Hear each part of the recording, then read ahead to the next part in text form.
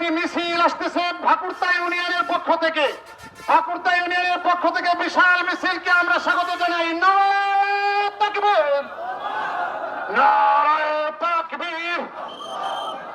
মিছিলকারীদের আগমন, জহিরুল ইসলাম সাহেবের আগমন। আমরা ঠাকুরতা ইউনিয়নের সভাপতি মাওলানা জহিরুল ইসলাম সাহেবকে মঞ্চে আসার জন্য বিনীত অনুরোধ করছি। বাকিদেরকে মেহেরবানি করে সামনে জায়গা করে নেওয়ার জন্য বিনীতভাবে অনুরোধ করছি। এই পর্যায়ে আমাদের সম্মুখে সংক্ষিপ্ত বক্তব্য নিয়ে আসছেন বাংলাদেশ খেলাফত মজলিস ঢাকা জেলা উত্তরের অন্যতম সভাপতি মুফতি সুলতান মাহমুদ। মুফতি সুলতান মাহমুদ। হামিদা ওয়া মুসাল্লি আম্মা বা'দ। সংগ্রামী সাথী ও বন্ধুগণ, 200 বছরের লড়াই সংগ্রাম শেষে 47-এ আমরা একবার স্বাধীনতা পেয়েছিলাম, কিন্তু দুর্নীতিবাজ লুটেরা কায়েমি স্বার্থবাদীরা সেই স্বাধীনতা ছিনতাই করে নিয়ে গিয়েছিল। আবার 71 সালে আমরা যুদ্ধ করেছি, স্বাধীনতা পেয়েছি, কিন্তু আমরা কি দেখলাম?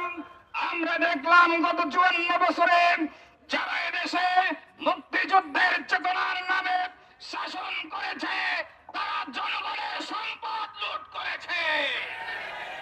তারা কানাডা, অস্ট্রেলিয়া, মালয়েশিয়াতে এদেশের চাষা, শ্রমিক, গরিব মানুষের টাকা লুট করে সেখানে তারা বেগম পাড়া বানিয়েছে। তারা মাদক ব্যবসা করেছে, এদেশের শিক্ষা ধ্বংস করেছে, সংস্কৃতি ধ্বংস করেছে।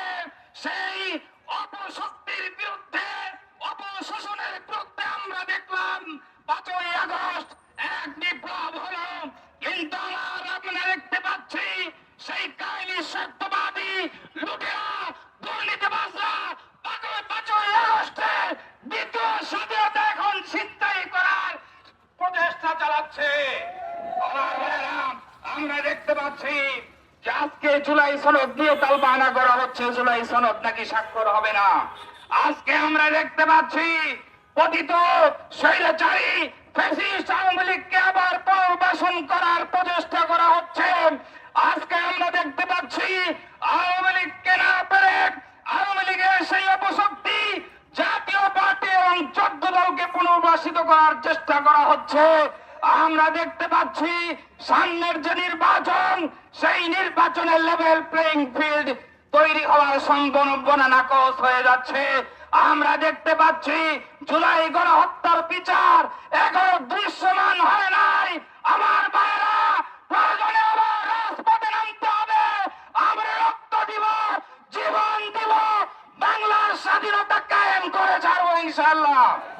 আল্লামা মামুনুল হক আমাদের ডাক দিয়েছেন, আসুন রাজপথে নেমে আসুন, আসুন মাদ্রাসা থেকে, মসজিদ থেকে, কলকারখানা থেকে শ্রমিক আসবে, ক্ষেত থেকে চাষা কৃষক আসবে, বাংলার সবুজ জমিনে আল্লামা মামুনুল হকের নেতৃত্বে আমরা খেলাফত কায়েম করি ছাড়বো ইনশাআল্লাহ।